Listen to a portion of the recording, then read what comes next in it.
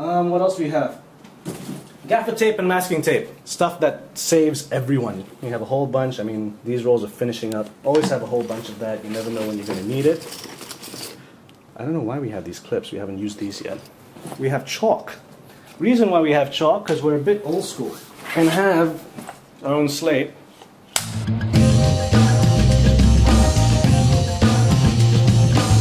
I think it was Nitya. When Nitya came on set, he asked me what these things are used for, because you always see them represented in movies. Now, people that make movies, they kind of understand what it's for, but for people that don't, it's pretty simple. Back in the days of film, you have a camera that's recording the image, and you have the sound recorder with a tape recorder recording the audio.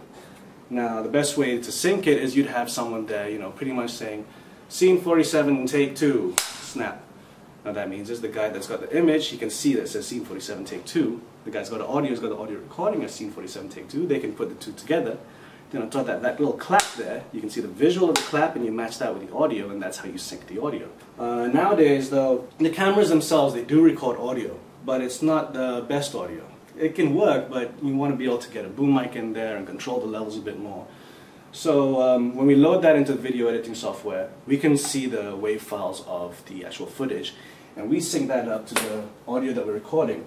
We record the audio with this little baby, the Zoom H4n, a handy recorder. This goes for about 1,000 ringgit, 1,002, and it is insanely handy. It actually lives up to its name because you've got 2 condensers over there and then 2 XLR or 1/4 inch inputs at the back.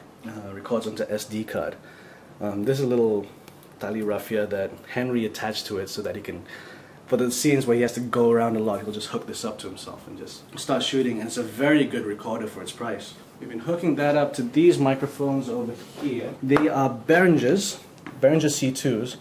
Now what happens is when you buy these, they come in a set of 2. They're actually designed for drums overheads. Usually when you're recording a set of drums, the traditional way is you'd have 2 of these mics kind of in an X pattern, or maybe on the sides, on the top of the drums, just to pick up the overall drum sound. But what I found is they're also very good directional condenser mics. These babies just go for about 300 ringgit, maybe 400 ringgit. So, you know, for the price, they do the job very, very well. You manage to get some very decent audio just by using these. I used to have a boom pole, like a very professional boom pole. I can't remember what brand. But that boom pole went missing. So instead, what I did, just before we started shooting, I went out and bought just a basic 50 ringgit monopod. And this is what we've been using to as a boom pole. You know, it's not that long, but it gets the job done because we can hook up the mics over there, and then Henry can just be there, like, getting the audio in, just going over, under. It'd be great if you had like a proper, like, 10-foot boom pole, you know, because the really well-made ones are very properly designed to get stuff like that. If you can't afford it, you just figure out a way. Henry also has one of his little makeshift mic stands. If it's just for a scene where he can get in really close, he'll just be like, doo-doo-doo-doo, stick the mic in. Quite handy there.